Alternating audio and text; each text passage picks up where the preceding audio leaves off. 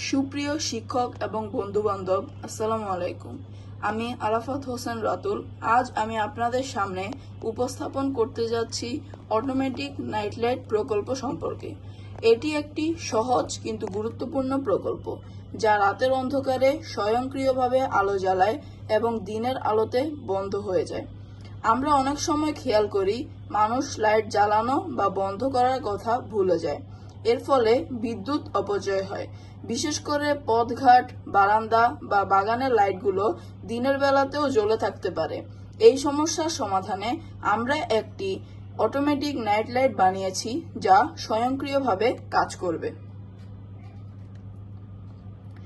এখানে আপনারা দেখতে পাবেন, আমি যদি এখন লাইটটা অফ করি তখন নিজে নিজেই যে এলডিআর বা ইজিআর ল্যাম্প আছে তা নিজে নিজেই চালু হয়ে যাচ্ছে, এবং আমি যদি আবার লাইটটা অন করি তখন নিজে নিজেই এলডিআর অথবা ইজিআর ল্যাম্পটা অফ হয়ে যাচ্ছে।